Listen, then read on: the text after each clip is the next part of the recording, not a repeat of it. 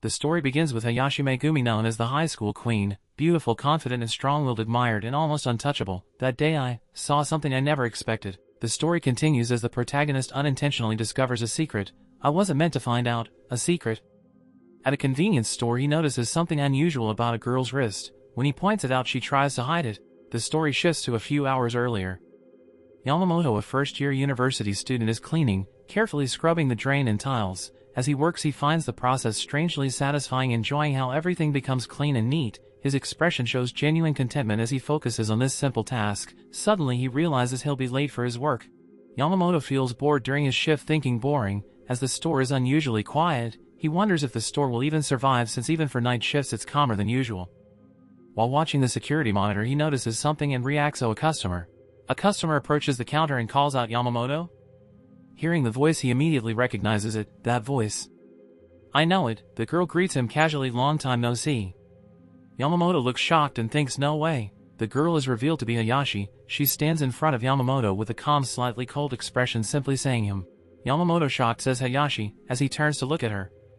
He can't believe it. You've got to be kidding, realizing that Megumi, the queen from high school, is here.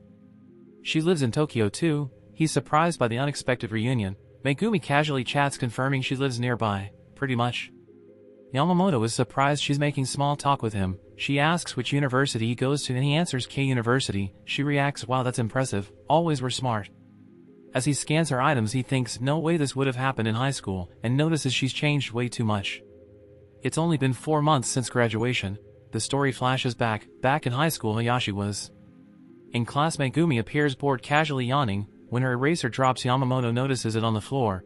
In the flashback Yamamoto hesitates after noticing her dropped eraser. Should I pick it up, or ignore it? He reluctantly decides I'd fine, thinking if I don't she'll probably whine later. As he reaches for it Megumi suddenly notices, reacting with surprise while Yamamoto is caught off guard by her sharp gaze. Yamamoto picks up her eraser and says, you dropped this. Megumi responds coldly with a TCH, showing irritation instead of gratitude. Yamamoto is left confused by her reaction, thinking what is her problem? In high school Megumi was very popular, pretty surrounded by friends and constantly receiving confessions from guys. Yamamoto even saw one get rejected and thinks again? I'll never understand what they like about her. Megumi harshly rejects a guy, not even recognizing him. Who even are you? Over time she earns the nickname the Arrogant Queen. That's who Hayashi Megumi was in high school, cold, prideful and unapproachable. Back in the present Yamamoto tries to stay distant, thinking I have zero good memories of her, better not get involved. As he continues working he notices her arm and asks, that arm, what happened? Megumi suddenly reacts and hides it, catching him off guard. Yamamoto notices something is off, wearing long sleeves in the middle of summer, and thinks that's not normal, she must be hiding something worse underneath. As he wonders what's under her sweatshirt Megumi calmly reveals the truth. I got hit by my boyfriend. Yamamoto is shocked and asks if it isn't too serious, but Megumi brushes it off with a TCH. She casually explains he's at home, we live together. Then with a sharp look she tells him, you always say too much, don't you? After Megumi leaves Yamamoto wonders if he upset her, thinking she's always disliked him anyway. Her words linger in his mind. He hit me, her boyfriend did that, then why tell me that? As she walks away he starts worrying, is she going back home? What if he hits her again, and questions it, that queen, did Hayashi show me her weakness? As Megumi is about to leave Yamamoto suddenly calls out Hayashi. After a brief hesitation he says, hey, tonight stay at my place. Megumi reacts with huh, as Yamamoto nervously says, don't glare at me, you're scary. He quickly reassures her, I'm not gonna do anything, suggesting she avoid going home, offering options like an internet cafe or even his spare key.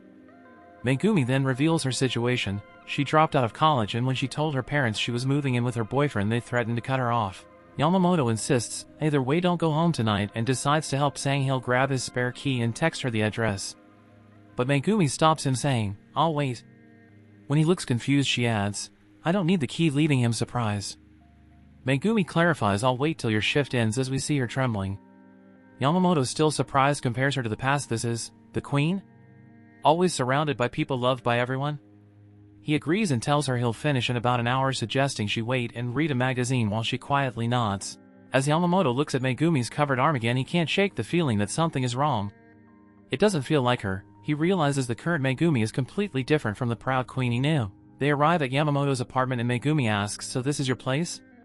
Inside he tells her to sit down and offers her barley tea. As they walk in he says, pretty neat, right? But she bluntly replies, more like empty. Even now, Yamamoto continues to feel how different she is from before. Yamamoto prepares tea thinking Hayashi's in my room, this just feels unreal. Even though he has no bad intentions, he feels nervous. Even if it happened naturally, it's still nerve-wracking. He serves the tea trying to calm himself down. Sitting together, Megumi says, "Can't believe I owe you now." Yamamoto brushes it off. "I don't see it that way, I just did what anyone would." When he asks about her boyfriend, she downplays it, saying he was probably just in a bad mood. Yamamoto points out that her attitude has changed since high school, but Megumi shuts him down. "People change, okay?" She insists her boyfriend doesn't usually hit her, saying it only happens when things go wrong, and blames herself. "I need to support him better." Yamamoto starts to doubt himself, thinking maybe he shouldn't have stopped her from going home, thinking it was just a bad day and that giving him space is the right thing, if it's true. Yamamoto tells her you can stay the night, and Megumi smiles. "Really? Thanks." She notes how he's changed too. "You're saying things high school you wouldn't have said either," as he replies, "We help each other when we can." She then asks to use the shower and for clothes, and he agrees, mentioning he only has guy clothes. While waiting, Yamamoto becomes self-conscious, realizing Megumi is now in his shower. He tries to calm himself down and not overthink it, wondering if he should also get changed to feel more comfortable. Megumi comes out of the shower in Yamamoto's clothes, casually chatting. But Yamamoto gets flustered, not just from the situation but because he notices bruises on her legs, which catches him off guard and leaves him uneasy and unsure how to react. Yamamoto points out that her bruises don't look recent, which makes him more concerned. Megumi brushes it off, saying it's not a big deal, but Yamamoto clearly isn't convinced. He tells her she shouldn't stay with someone like that, even though he can tell from her reaction that it's a sensitive topic. Megumi snaps back defensively, questioning what Yamamoto would know. Yamamoto stays calm and says it's just his opinion, but insists he had to say something, because if something worse happens he'd regret staying silent. Even so, he admits he's partly saying it for his own peace of mind. Yamamoto presses her, confused why she still wants to support someone who hurts her. He reflects on how much she's changed, realizing her selflessness now is something he didn't expect, and maybe even admires, but ultimately tells her the harsh truth: she's just being used. Yamamoto tells her he won't stop her if she goes back, but still warns her, even if he never appreciates it, even if it destroys her. As he says it, he realizes he's feeling something strong: anger, at her situation and at the fact she'd keep enduring it. Yamamoto worries he might have gone too far, realizing he spoke out of emotion and that she might be upset. He concludes that if she won't take it seriously, there's nothing more he can do. But Megumi shrugs it off. Megumi thanks him and lies down, saying she's sleepy. Yamamoto offers her his bed and says he'll sleep on the floor. Before settling in, he gently tells her to take her time and think things over. There's no need to rush. Megumi teases Yamamoto, saying he sounds like some enlightened monk. No wonder he's single. Later they go to sleep. She takes the bed while he lies on the floor beside it, both quietly settling in for the night. Yamamoto lies awake on the floor, unable to sleep despite how quiet things are. On the bed, Hayashi turns slightly and looks down at him in the dark, then softly calls out, "Hey." Lying in the dark, Hayashi suddenly asks, "Wanna do it?" Half asleep, Yamamoto jolts in shock, not expecting that at all. Yamamoto panics, overthinking what she meant by "do it," but before he can react, Hayashi suddenly hugs him from behind. He freaks out, confused and flustered, wondering if she was just teasing him, but suddenly she hugs him. Hayashi climbs down and hugs Yamamoto to see if he's awake. When he reacts, she pulls back, teasing him, saying it was just a hug, and questioning does she need a permission. Still clinging to him, Hayashi bluntly asks something. Yamamoto quickly denies it, flustered, but she immediately calls him out, not believing him at all. Hayashi keeps teasing him, saying he's bluffing and that his reaction was kind of cute. Yamamoto, embarrassed and flustered, tells her to shut up while trying to keep his composure as she stays close to him. Still lying beside him, Hayashi opens up about her boyfriend, saying he wasn't always like this. He used to be kind and considerate, someone who went along with her wishes. But after they started living together, he changed, becoming violent whenever his mood dropped. Even so, she downplays it, telling herself his feelings are just messed up. Hayashi continues, recalling how her boyfriend belittled her, mocking her for being just a high school grad and saying she couldn't even earn money. Back in the present, still holding onto Yamamoto, she lightly brushes it off, telling him it's not exactly a fun story and that he should just go to sleep. While lying together, Yamamoto quietly acknowledges her pain, telling her she's been through a lot. Hayashi is caught off guard by his sincerity, clearly not expecting that kind of gentle understanding. Hayashi teases him after that vulnerable moment, asking him to repeat what he said. Yamamoto gets flustered and tries to brush it off, telling her to go to sleep and forget it. She enjoys his reaction, lightly mocking him while he's left embarrassed and overwhelmed, showing their dynamic shifting into something more playful and intimate. Hayashi softly admits she hasn't heard words like his in a long time, clearly affected by his kindness. Yamamoto, still flustered, doesn't know how to react, but that moment of closeness lingers and it naturally leads into them starting to live together. The scene opens with Yamamoto waking up on the floor groggy and confused about how he ended up there. As he sits up sore and disoriented, he remembers the situation, and notices Hayashi still asleep nearby on the bed, her bruised legs visible, bringing back the reality of what she's going through. Yamamoto realizes why he ended up on the floor. Hayashi had moved in her sleep and ended up clinging to him. Now she's curled up right against him, peacefully asleep, while he sits there stiff and flustered. Yamamoto reflects that she's changed a lot since high school, noticing the difference in her attitude and behavior. As morning comes, Hayashi wakes up casually, a bit groggy but unfazed. Yamamoto checks on her, asking if her body hurts after sleeping on the floor. Hayashi greets Yamamoto casually, complaining that her whole body is sore. Yamamoto, already up and cooking, reminds her she could have taken the bed instead of him sleeping on the floor. She brushes it off and the mood quickly shifts to something more normal and domestic, like when she notices he's making yakisoba and leans in with curiosity. They move into a simple breakfast together, with Hayashi a bit surprised that Yamamoto can cook at all. He plays it down, saying it's nothing special, and soon the yakisoba is ready. She tries it, and the quiet munch moment shows her genuinely enjoying the food, settling them into an unexpectedly normal, comfortable routine. Hayashi lights up after tasting the food, calling it amazing and clearly enjoying it without holding back. After finishing, she thanks Yamamoto sincerely, saying it was amazing, but he simply says thanks. She points out that he has bad manners, and he brushes it off by saying it's just a habit from living alone. After breakfast, she offers to help clean up, but he refuses, saying she's a guest. He accidentally ruins the mood by downplaying her compliment, admitting the food was just made by following package instructions, then awkwardly apologizes. She brushes it off, insisting it's her way of repaying him for letting her stay. Later she asks if he has a hair tie. He cluelessly offers rubber bands instead, which annoys her since they pull and damage hair. She ties her hair up using the rubber band he gave her. As she starts washing dishes, he watches her quietly. While she does the dishes, he sits back and thinks she should at least be able to relax while staying with him. She admits she knows that, but she's scared of making the wrong decision about her future. He responds calmly, telling her that in the end it's her choice. She questions his confidence, saying it's impossible to choose something you'll never regret. She argues that people can't always think objectively and often get swept up in emotions. He disagrees, insisting it's not impossible. If you truly think things through, you can make a choice you won't regret. She challenges him, asking how he can be so sure about not regretting a decision. He reassures her simply, she'll be okay. Then, with a rare bit of confidence, and even a small smile, he says it's simple. That's exactly why he's here. He awkwardly tries to reassure her, saying she can rely on him and talk to him if she's scared to decide alone. She's surprised, pointing out that it's unlike him. He almost sounds dependable. He quickly backtracks, embarrassed, joking that he's probably just being selfish and forcing his opinions on her. She smiles, teasing him for being indirect but clearly touched by what he said. They decide to seriously think things through together, and he asks her to start by talking about her relationship. She agrees and begins opening up about everything that happened since she came to Tokyo, lightening the mood with small jokes but still carrying the weight of it all. As she tells her story, it's revealed to be painful and heavy, not something light or amusing at all. Despite that, she keeps a faint smile on her face while talking. She explains that her ex wasn't constantly angry. After hurting her, he would always apologize and promise to change, which made things confusing. Yamamoto, listening, points out that this pattern is actually typical of abuse. He describes the cycle. He asks if she's told anyone else. She says he's the first. As they talk, he realizes she's been isolated. When he asks about her phone, she admits she doesn't have one because her ex said she didn't need it. That confirms his suspicion, and he asks, "Did he break it?" She reveals she lost all her contacts and wasn't allowed to get a new phone, leaving her completely trapped. Hearing this, he realizes how serious things are. What started as just easing his conscience changes. He becomes determined to help her cut ties with her abuser, no matter the cost, even if she ends up hating him. Even while admitting he hurts her, she still clings to his sweet side. He wonders how to convince her. But then she reaches her own conclusion. She decides to break up with him, saying the conversation helped her finally see things clearly. She accepts the truth, he was just using her, and agrees to break up. He warns her it won't be easy, explaining abusers don't let go quietly and may try to keep control. Then he gives a serious heads up. There's a real chance her ex could retaliate. He comes up with a plan, not to fight but to cut her off safely from her ex. While she worries he might do something extreme, he clarifies his approach. They'll take proper steps, go to the hospital, then the police. She's surprised by his idea, but he explains it clearly. They should go to the police and file a report. By doing that, her ex will be on record and won't be able to approach her easily, giving her real protection moving forward. She hesitates about going to the police, but he pushes back firmly. He lays everything out. Her ex destroyed her phone, isolated her, hurt her, and cut her off from everyone, even her family. After listing all that, he questions her hesitation. Even after everything, she still doesn't want to involve the police. She goes quiet, clearly shaken and conflicted. When he presses her, she admits the truth.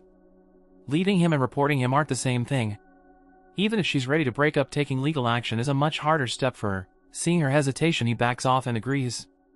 They won't go to the police for now.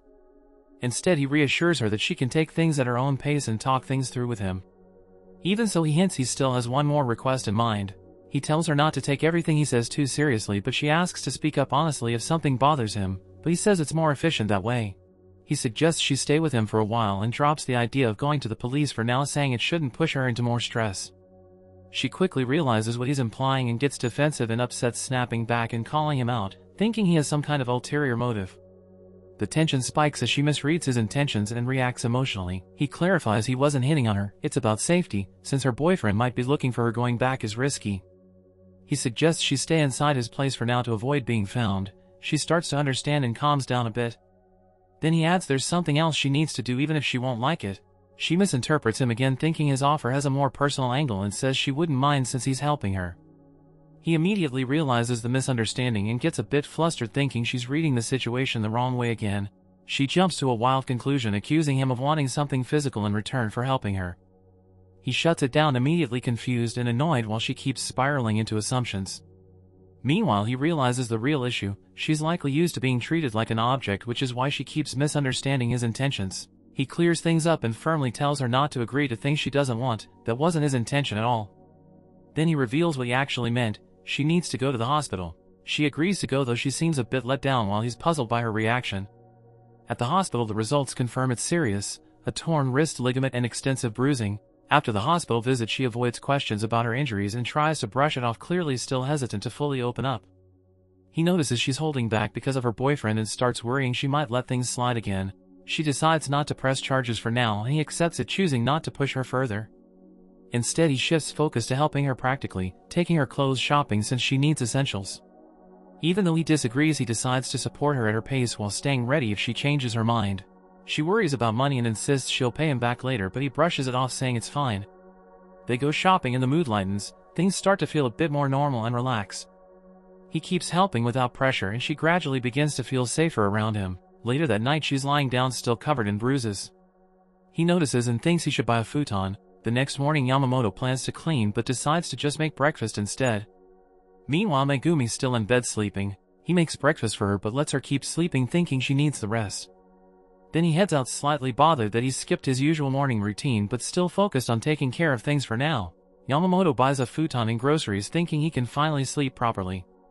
When he gets home, he notices the smell of food surprising him since Hayashi was supposed to be resting. Yamamoto comes home and finds Hayashi cooking. She greets him normally, now more comfortable. He notices she's using a hair tie he got her and tells her she didn't need to cook.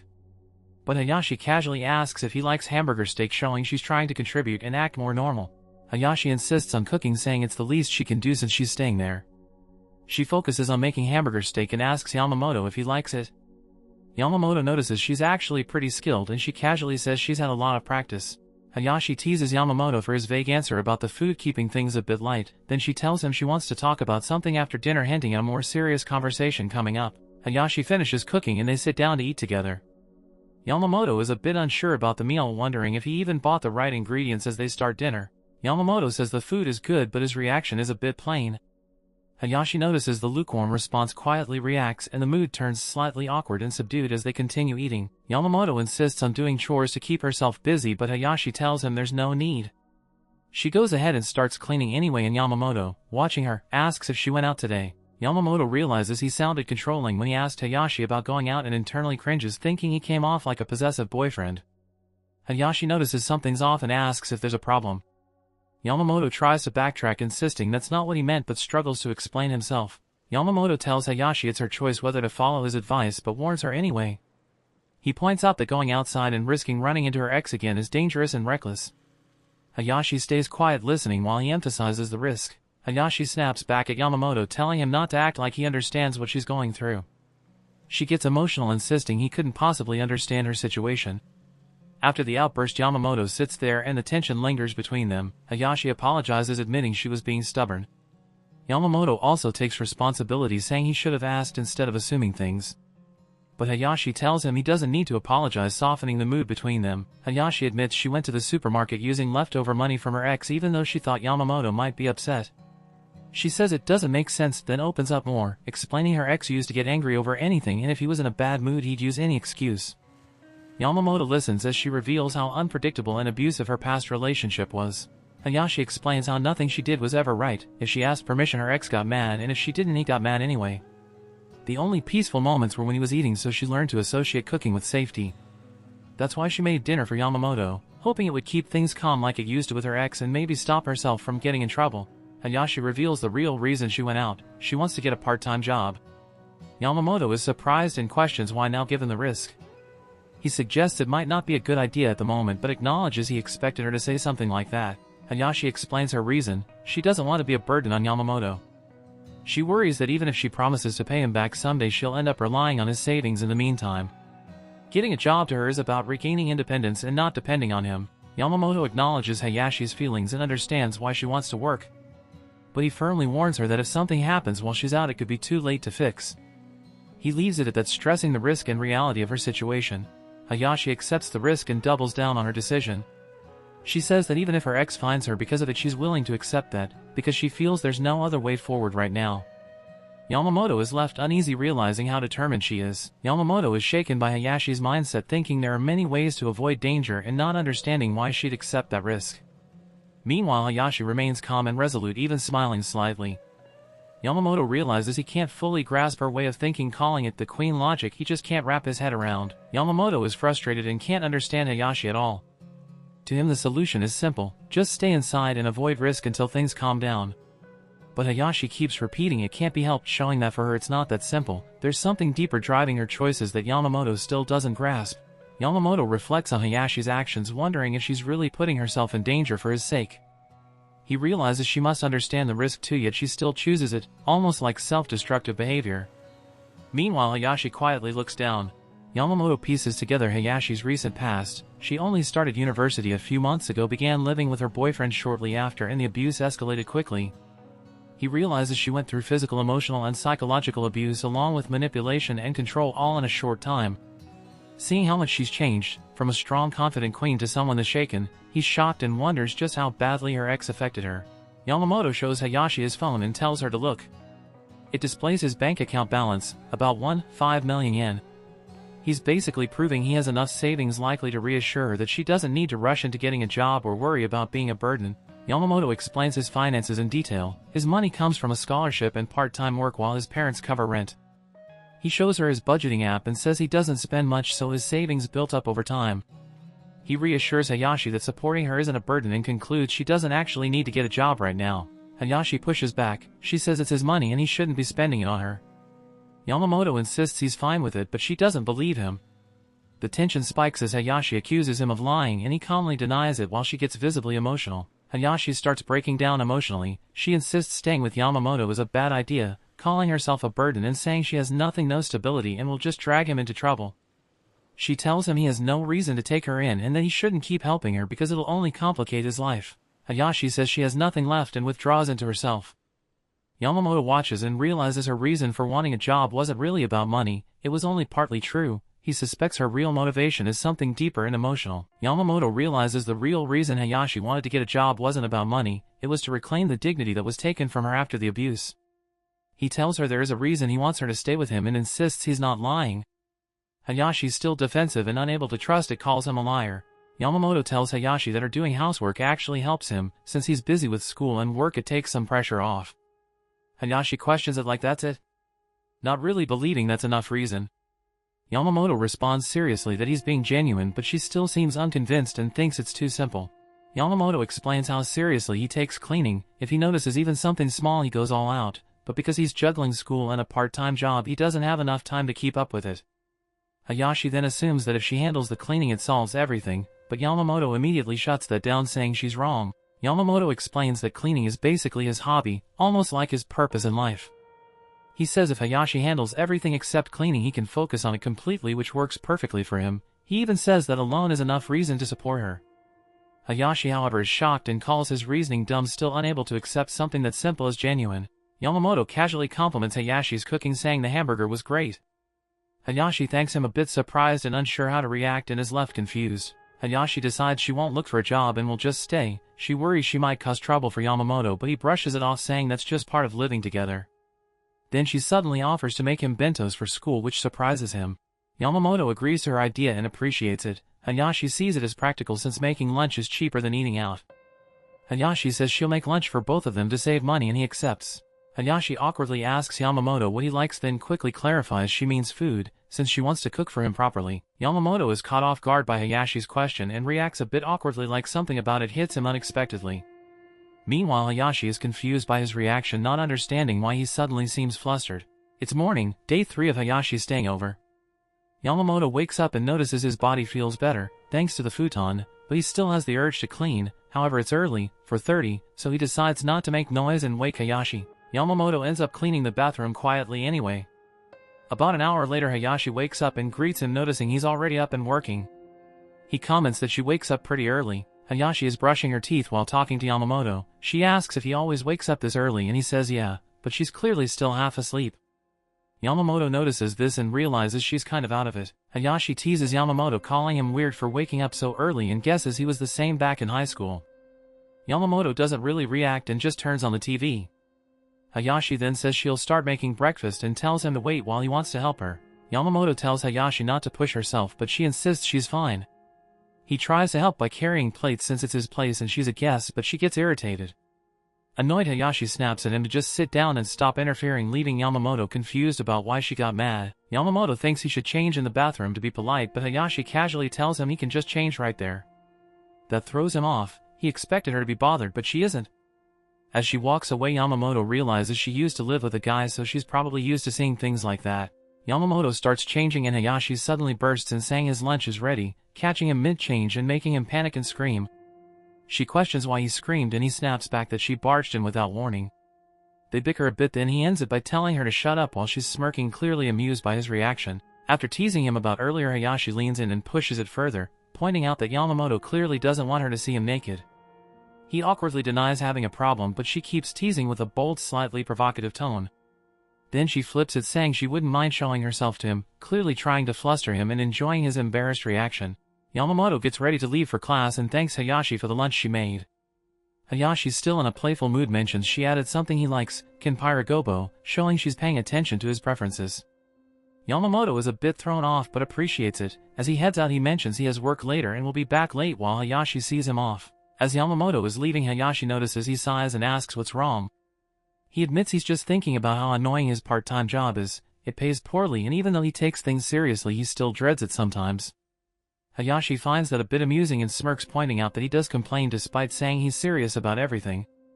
Yamamoto is confused by her reaction and asks what's funny, while she hints there's something different about how he talks about his job. Yamamoto reassures Hayashi that her cooking is really good. Hayashi smiles and points out something more meaningful. He seems much more eager to help her than he is about his own job. Yamamoto doesn't fully get what she means but brushes it off as he heads out, saying goodbye while she sees him off with a softer, slightly teasing expression. On his way out, Yamamoto notices the rain has stopped and the weather is heating up again. While commuting, he starts thinking seriously about Hayashi's situation. He realizes that simply waiting won't solve her problems, and that things could actually get worse if nothing changes. Yamamoto's thoughts get darker as he considers the risks. He realizes that if Hayashi runs into her ex again, the abuse could escalate. He might be even more violent than before and try to drag her back under his control. He also understands that waiting too long makes things worse legally too, since it becomes harder for the police to act if the incidents are old. Yamamoto imagines how the police would react, questioning why Hayashi didn't report the abuse sooner, but still acknowledging that reporting it now is the best option. However, he hesitates. He already promised Hayashi he wouldn't push her to go to the police, and he worries that bringing it up again will just make her shut him out. At school, Yamamoto notices a group of girls chatting. One of them stands out, looking cheerful and carefree as she talks with her friends. Yamamoto recognizes one of the girls, Kazuhara Akari, Hayashi's best friend from high school. He considers that she might be better suited to talk to Hayashi than he is since they're close, but there's a problem. Even though they go to the same university, he's never actually spoken to her. He hesitates, unsure if he should approach her at all, especially worrying that she might still be connected to Hayashi's abusive ex. In the end, he's left stuck again, unsure what the right move is. Yamamoto keeps watching Kazuhara and thinks about asking her for help with Hayashi, but hesitates. He remembers what she was like back in high school, part of a popular top-tier group, attractive and well-liked, even more than Hayashi, but he was somewhat of a troublemaker. Yamamoto reflects on his own past in high school, how he was harsh, blunt, and often caused conflict, even making girls cry and getting cursed out a lot. Because of that, he feels like there's no way someone like him could have a normal conversation with Kasahara now. That self-doubt makes him abandon the idea of asking her for help. At lunch, Yamamoto opens the bento Hayashi made and notices the small details, like the little octopus-shaped sausages. He's quietly surprised that she went that far, putting in extra effort just to make his meal nicer. At school, Yamamoto eats the bento and genuinely enjoys it, realizing how good Hayashi's cooking is. But even then, he still can't come up with a solution to her situation. He knows there has to be something he can do, but nothing comes to mind. Later, when he returns home, Hayashi greets him and casually says she'll start warming up dinner, slipping right back into taking care of things like it's natural. After Yamamoto gets home, Hayashi tells him to take a bath first. He relaxes in the bath, noticing how comfortable everything feels, almost like he's being taken care of. When he comes out, dinner is already ready. That's when it really hits him. He feels like she's spoiling him. During dinner, Yamamoto brings up how much Hayashi is doing and feels it might be a bit much for someone who just came home. She says this is just normal for her since it's what she used to do where she lived before. Yamamoto wants not to bring up her past home because he doesn't know how to respond, and it clearly bothers him. In the end, she says she's actually the one who's surprised, hinting that Yamamoto's behavior toward her feels unusual compared to what she's used to. Hayashi comments that the apartment is extremely clean, almost unnaturally spotless. Yamamoto casually praises her for being good at handling chores, but she's confused by his tone and asks why he sounds surprised. He tries to explain he didn't mean it negatively, just that it's unexpectedly impressive.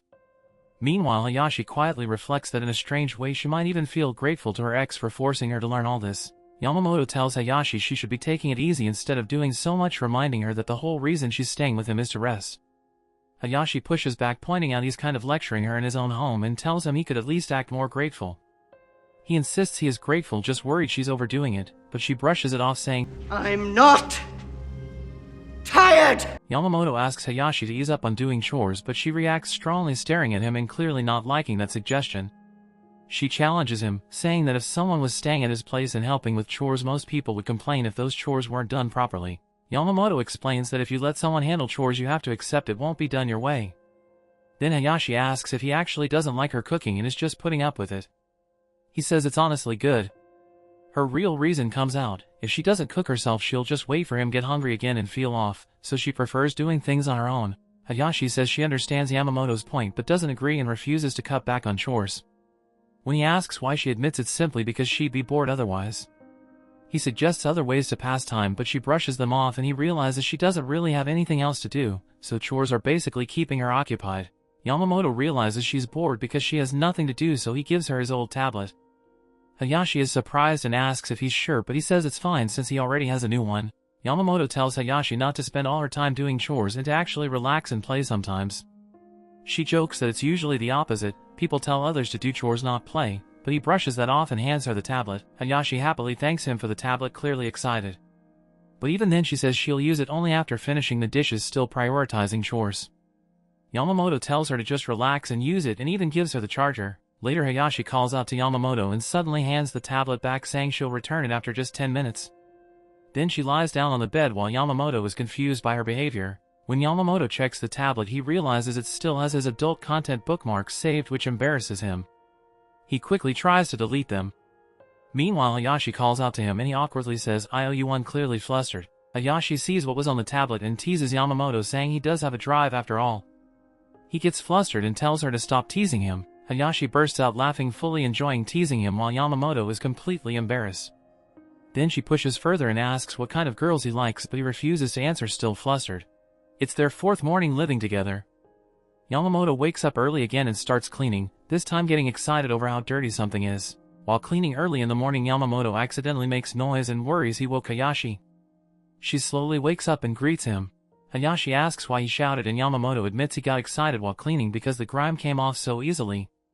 She understands and jokes that when you get excited you tend to scream. Yamamoto overthinks it and feels like it sounded suggestive, which is why he gets flustered, while she casually apologizes for oversleeping and mentions she stayed up late using the tablet. She casually says she was just watching videos, even though she used to think that was rude, showing she's starting to relax and act more casually around him. A couple gets turned away from a fancy restaurant despite following the rules, vents at another diner, only to find out the chef there used to run the fancy place and gets furious about it. She shows him a justice served video. He's not into that kind of content but goes along with it.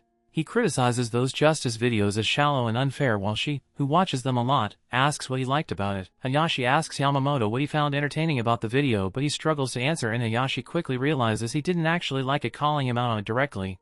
Yamamoto awkwardly makes up a reason, saying he found the waiter dumb, to cover that he didn't enjoy the video. Hayashi accepts it and the tension eases. As he leaves, Yamamoto tells her to get enough sleep, showing he still cares and that today he doesn't have a work. Yamamoto realizes Hayashi might be drawn to those revenge videos because she wants her ex punished, but he doesn't want things handled that way. He wants her to choose to take action, like going to the police on her own. Yamamoto worries Hayashi's ex might still be looking for her and decides the situation needs to be resolved quickly. He plans to ask Kasahara for help, determined to take action. Yamamoto looks for Kasahara, planning to finally talk to her, but can't find her anywhere, leaving him frustrated and stuck as the situation remains unresolved. Yamamoto heads home feeling like he made no progress, with Kasahara frustrated that they barely get chances to talk outside class, but when he arrives he notices something's off. The lights are out, hinting that something unusual might be happening.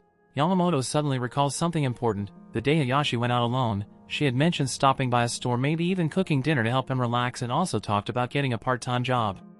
But that memory triggers a worrying thought. What if Hayashi's ex saw her that day? The realization hits Yamamoto hard and he starts to feel uneasy. Yamamoto's worry quickly spirals into worst-case scenarios. He imagines Hayashi being followed by her ex, possibly leading him straight to their home. Panic sets in, and instead of brushing it off, Yamamoto bolts into action, rushing out and calling her name. Yamamoto's panic peaks as he rushes back to the apartment, banging on the door and calling out for Hayashi. His mind is still stuck on the worst-case scenario and he's clearly expecting something bad. Yamamoto bursts in, heart racing and bracing for the worst, but the tension instantly drops when he sees Hayashi peacefully asleep on the bed. Yamamoto relaxes a bit watching Hayashi sleep and even joking about her snoring. Realizing there's nothing urgent, he decides to leave things as they are and goes about his routine. But as he moves around he accidentally makes some noise, waking Hayashi up. Hayashi jumps up too quickly after waking, loses her balance and nearly falls, but Yamamoto reacts fast and catches her. She's flustered and embarrassed, brushing it off with a quick shut up, while Yamamoto calmly points out that she stood up too fast and checks if she's okay. Hayashi's still a bit shaken, apologizes and sits down, clearly bothered. Yamamoto tries to reassure her, telling her not to get so worked up. But Hayashi admits what's really on her mind. She feels guilty. The chores were supposed to be her responsibility and she knows she didn't follow through. Hayashi insists it's not fine once in a while and admits the real reason. She stayed up too late on the tablet and ended up sleeping through the day. Yamamoto, a bit blunt as usual, simply tells her the obvious solution: stop staying up so late. Hayashi worries Yamamoto might be upset, but he shrugs it off. There's no point getting mad over chores. Instead he gives her a straightforward take: don't waste time beating yourself up. If there's a problem, just fix it and move on. Then in his usual blunt but sincere way, Yamamoto tells Hayashi he wants to give her some advice. Yamamoto keeps it simple and blunt to get his point across. He tells Hayashi that messing up once isn't a big deal. No one's going to die over skipped chores. He even puts it into perspective, asking if anything serious actually happened because of it. The answer is obviously no. What he's trying to do is ease her guilt and show her that she's overthinking a small mistake. Hayashi accepts it and promises she'll stop staying up so late. Yamamoto simply says that's enough and tells her to stop beating herself up. Feeling relieved, Hayashi thanks him and admits he's surprisingly mature. Hayashi, now in a lighter mood, starts cooking and casually jokes about it, but inside she's thinking something more meaningful, that living together like this feels warm, almost like what it'd be like to be with someone you care about. When Yamamoto reacts, she brushes it off but then admits something honest. Back in high school she wishes she had talked to him more. Yamamoto responds in his usual calm, straightforward way, saying it's good she realized that now, and quietly adding that he feels the same. Yamamoto wonders if things might have been better if he and Hayashi had talked more back in high school, but he quickly dismisses it since he's not the type to dwell on regrets. Instead he focuses on the present, saying one mistake doesn't mean everything's over. They still have time to start again now. The mood softens as they shift back to normal conversation, talking about tomorrow's meal. Hayashi playfully scolds Yamamoto for saying whatever, calling it the worst kind of answer and telling him not to say it to other people. Yamamoto shrugs it off at first, then casually admits his mom used to tell him the same thing. Yamamoto notices how good the food is and realizes Hayashi really puts effort into what she makes. It makes him reflect on how much she's changed recently. She seems more thoughtful and proactive than before. Yamamoto thinks Hayashi might feel safer if she reported her ex and considers bringing it up but hesitates.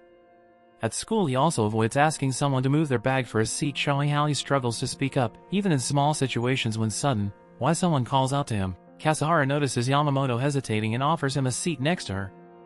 Yamamoto is surprised she approached him so easily, showing a contrast to his own reluctance to speak up. Kasahara offers Yamamoto a seat and says they should help each other when needed. Yamamoto politely refuses, saying he'll wait for another seat, but she says it's okay. Kasahara casually starts chatting with Yamamoto, noting it's been a while.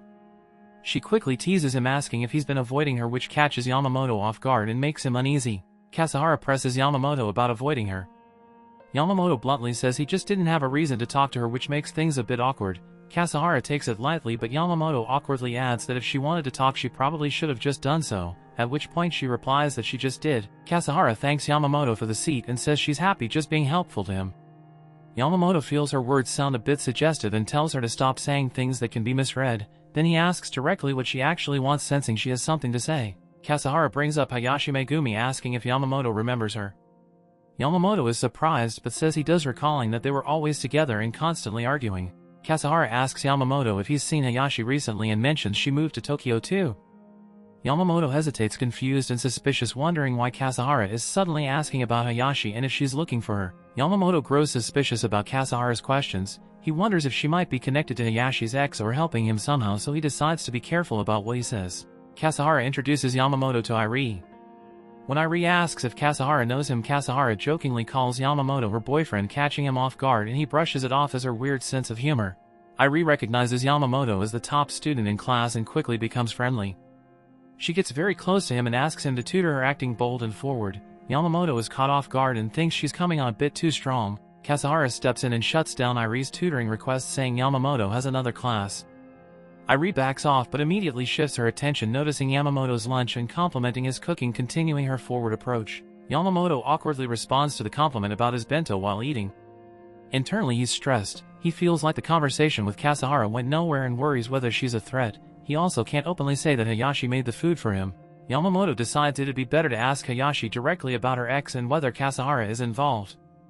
When he gets home, Hayashi warmly welcomes him, acting cheerful and normal while cooking, which contrasts with the serious thoughts on his mind. Hayashi suddenly asks Yamamoto if he met a girl today. Yamamoto is caught off guard and wonders how she knew, thinking maybe she noticed perfume on him.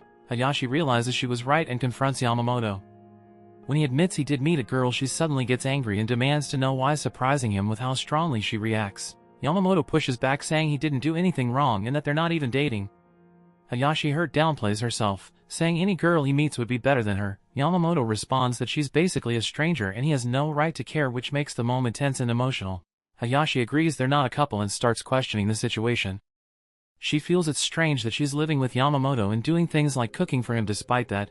Meanwhile, Yamamoto thinks she's overcomplicating things again, but the tension between them keeps growing. Yamamoto reaches up, trying to stop Hayashi and make her listen, but the moment backfires. Hayashi, overwhelmed and emotional, jerks away and screams at him not to touch her. Tears stream down her face as all her confusion, jealousy and frustration spill over at once. Hayashi bolts down the stairs, unable to stay another second. Her emotions are overflowing. Yamamoto reacts instantly, reaching out and shouting, "Wait, Hayashi!" But he's already too late. She's gone, her footsteps echoing as she disappears outside. Hayashi keeps running, her breaths coming out in shaky gasps as her footsteps echo through the quiet night streets. The narration makes it clear, Hayashi has nowhere to go. Hayashi finally slows down, but not because she's okay. She's exhausted. Her breathing is uneven, her chest tight, and tears keep spilling no matter how hard she tries to hold them back. Hayashi comes to a stop, the rush finally fading, and with it the certainty that running was the right choice. Her thoughts turn inward. Why did I do that? Looking small under the night sky, she questions herself. What am I even doing? Hayashi finally puts it into words, at least to herself. Seeing Yamamoto like that, noticing something as small as the citrus perfume on him, it hit her harder than it should have. That thought spiraled quickly. I got so angry. I couldn't take it. As Hayashi walks, her thoughts replay everything Yamamoto has done for her. She remembers the small, quiet moments, and yet, those memories clash with what he said during the argument. We're not even dating. It's not just that she got angry, it's that her feelings don't seem to have a clear place. Hayashi's emotions finally turn inward. The anger is gone now, replaced by regret. She starts blaming herself. I'm such an idiot, a total idiot. The thing she said, the way she ran, it all feels wrong in hindsight. Then doubt creeps in. He's probably pissed right now. Or maybe he's relieved I finally left. So she's left wondering, asking herself over and over. What do I do now? Beneath the anger, the jealousy, and the confusion, there's one simple truth. I don't want Yamamoto to hate me. What should I do? I don't know anymore. Hayashi completely breaks down. Curled up on the ground, she finally admits what she couldn't say before. Help me, Yamamoto. But before she can gather herself, someone approaches. The tension snaps into something even bigger. Hayashi looks up, still shaken, and freezes. Standing in front of her is her ex. Hayashi, still shaken, recognizes the man in front of her and calls him Seiji-san. Seiji, her ex, steps closer and asks, "Where have you been all this time?" Hayashi freezes, clearly nervous and caught off guard. A flashback showing how Hayashi met Seiji. After moving to Tokyo, Hayashi gets invited to a group mixer by a club friend. The setting is full of ambitious, well-off guys, like bankers, and girls looking to marry rich, which makes her uncomfortable. She clearly isn't into that kind of scene but feels she has to try and make friends. Seiji introduces himself as Seiji Hitsumi, coming across as calm, polite, and well-mannered. The kind of guy who seems harmless at first glance. That's the impression Hayashi gets immediately. But even then there's a bit of distance in her thoughts. Seeing him as a banker type, she feels like he belongs to a completely different world than hers. When she moved to Tokyo, her dad only agreed to pay her tuition, nothing else, so she was constantly broke, juggling part-time jobs just to get by. Her home life before that wasn't great either. Her father was strict and controlling, and even though she hated it, she saw moving away as her escape. But that freedom came with a cost.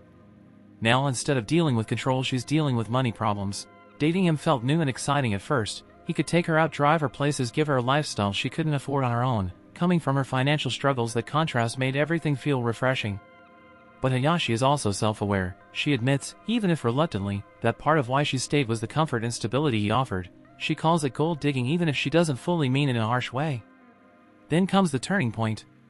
Seiji asks her to move in with him. Seiji criticizes her cooking and her choices. His comments aren't outright explosive, but they're cold and dismissive, making her feel inadequate.